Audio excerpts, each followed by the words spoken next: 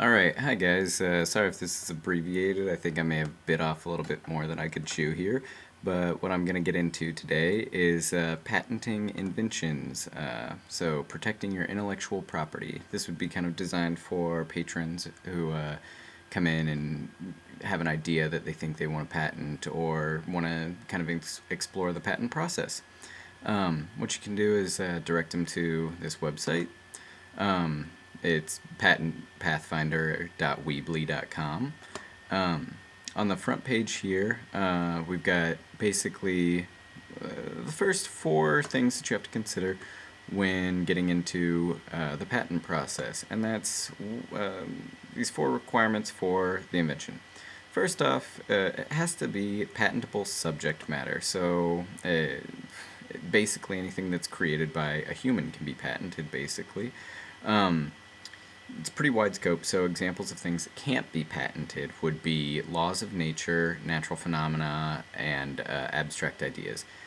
Second, it has to be novel, so it has to be something that's new, that's improved on something that exists, but it basically cannot be described in a previous patent publication or be known but not patented, like, I don't know, a bowl or something.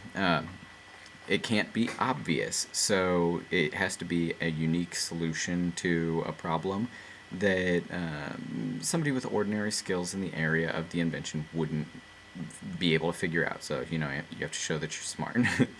And useful. It has to be useful above everything. It has to be useful. So it can't just be a hypothetical kind of invention that you're making up. BitLaw has a really long list here. Well, it's a good guide for patent requirements that's very helpful. Next up, we've got the patent timeline. So after somebody thinks like, hey, I've got an invention, they're going to think, how long until I can actually get a patent granted? Unfortunately, it is not an immediate process. You know, to make sure that you're not infringing on somebody else's patent, what you're going to end up doing is do a patentability search, see if it can be patented, see if somebody else has already patented it by going through the USPTO and searching their patent database. That can take months already, just doing that sort of research. Filling out the application and all of its detail takes, time too. So, let's say 2 months before you actually file this application.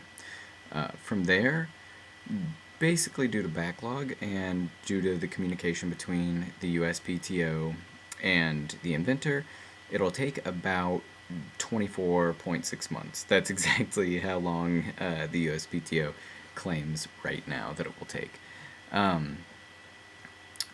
If there's anything wrong with your invention, it's going to take longer,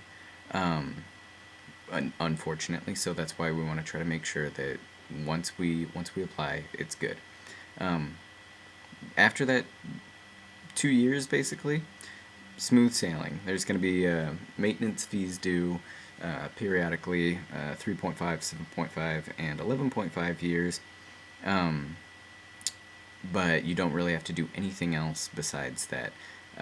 After 20 years of patent protection, the invention becomes public domain. I've included a guide here that will show you pretty much the entire patent process in detail.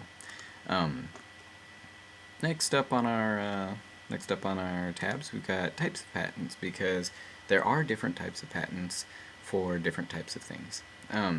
The basic patent that people are going to file is the utility patent. This is all of your inventions, your new processes, machines, way to do anything. That's what you're going to go for. The design patent is sort of like a cosmetic patent. It doesn't really change anything in how something functions, but it changes how something looks. Lastly, you've got the plant patent application, which is what it sounds like. So anytime that you essentially create a new plant, through cross-pollination or plant breeding, however you say, you're gonna want a plant patent application that functions the same way as the utility patent application. Before that, there's also a provisional application, and it's important to know that this is not an actual patent, but it's more of a placeholder. It holds the place of a patent for 12 months while you kind of test the marketability of whatever you're inventing. You can ditch it, and nothing's going to happen. Next, we've got the requirements. So the patent process is very in-depth. There's a lot that an inventor will have to do if they're going to go alone. Up here, USPTO has a pretty massive checklist of everything that you go through in the application process and what sort of forms you need to fill out in addition to the application. And yeah, basically, your fees and everything that you need to include with the actual application itself. But this is what the pieces of a patent generally look like. Always going to have a title. It has to be, a unique and descriptive title. You're going to need references to related applications. So any applications that you have in the system right now, whether you're filing a utility patent off of a provisional, this is the type of thing that you'd have to reference here. Statement of federally sponsored research. So if you get any money from the Fed, you gotta explain that. Inventors, very important. You may think you're the only one that worked on it. That can be the inventor, but it's pretty much anybody who assisted you with the development of your invention. And you have to include them, or you're going to find yourself in a lawsuit. Background, it's going to describe the field of the invention, and also describe related or prior art, or anything that's come out, like any references to specific patents or documents that might include shortcomings of prior patents. Brief summary, basically just going to introduce them to what the invention is.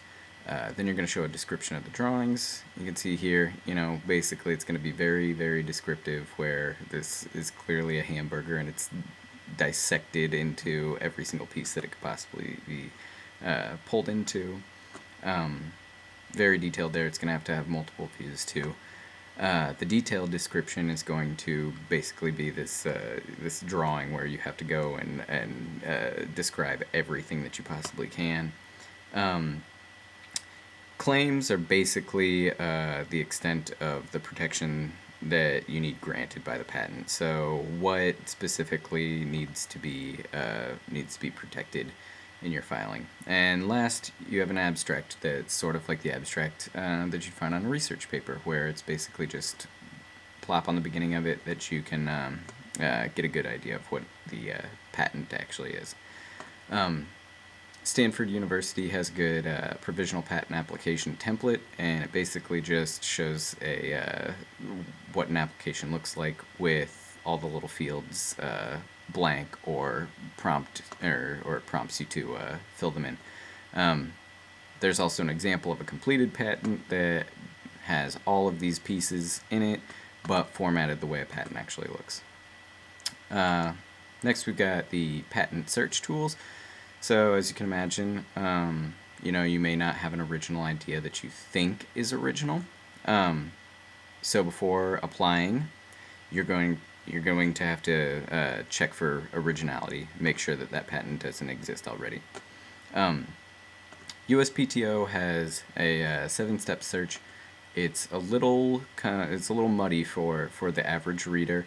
If you don't have too much experience with intellectual property or patent law, the tutorial will be a little difficult to get through. University of Texas Engineering Library put together a really good guide that basically uses about the same amount of steps that the USPTO has, but it's more user friendly, and the steps are kind of the steps that you'd think about researching anything, brainstorming ideas that describe the composition of the invention or the terms used. Um, then you're going to search those terms to find out what sort of classification and subclass that gives your invention. You're going to take a look at everything in that subclass that you can find, any published patents that look similar, and basically determine if your patent is original. The patent full text database is provided by the USPTO. This is where everything goes that gets published. Patents, as you can see here, from 1976. That's because prior to that, they've only got image files of those patents, so you can't search for them by text. It's a little clunky website, but this is, the central nervous system. Free Patents Online is basically just a prettier version of Patent Full Text Database. It's a lot easier to search and kind of something that users be more, familiar with. Let's see, USPTO also has this web tutorial, and it kind of explores the entire patent process, but it does spend some time on patent searching. And lastly, Google Patent Search is in existence. The nice thing about it is that it pulls all of its information from the USPTO and the European Patent Office and the World Intellectual Property Organization, which kind of gives you a really, really wide breadth of patents to search from. But it's not quite as in-depth as Free Patents Online and the Patent Full Text Database. Next up, we've got application assistance. So if things are looking daunting at this point, don't worry, you can still get your patent or your invention patented. You can find an attorney, once again using a service provided by the USPTO, which is a listing of all active patent agents and attorneys. So if you know somebody by name, you can search them here. If there's a firm that you know that's nearby, you can use that. Or if you know nothing and you just want to search by the city that you live in, that works too. Patent pro bono program is really useful. Basically means that people who don't have the money to patent something can get attorney representation if they meet a few requirements. First one being that they can't exceed 300% of the regional poverty level, so that's close to about $11,000 a year. So if you're the sole household, sole person in the household, basically can't earn more than $35,000 a year. You also have to have a knowledge of the patent process by either having a patent application filed through the USPTO or by completing their certificate training course. And most of the time they're going to want you to complete that course anyway. And you do actually have to have an invention. You can't just have an idea for an invention. That's the last thing. You have to be able to produce this thing via description. There's also really great info on filing pro se, so if you choose not to use an attorney, you can go here and basically get a tutorial on how to do everything yourself. My last page is just additional resources, so it's going to be books and websites that can be helpful. Patent It Yourself by David Pressman is the Bible. It's 800 pages of patent information, everything that you need to know about the process. It's dense, it's jargony, and it may not be for everybody. Inventor's Notebook is a companion to it. I also have that listed.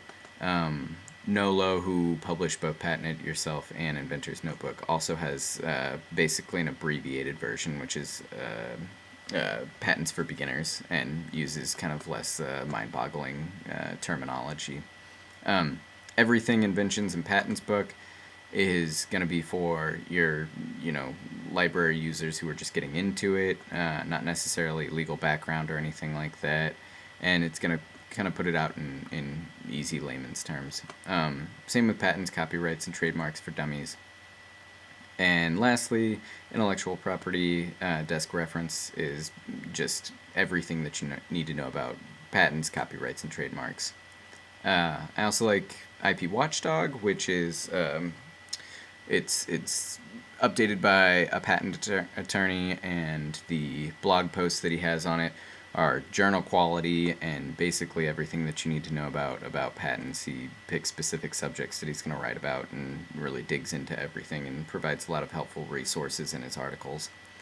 Patent Leo and Patent Barista, they're also blogs that are a little fluffier, but if you get into the love of the patent, then it's kind of fun to read about it.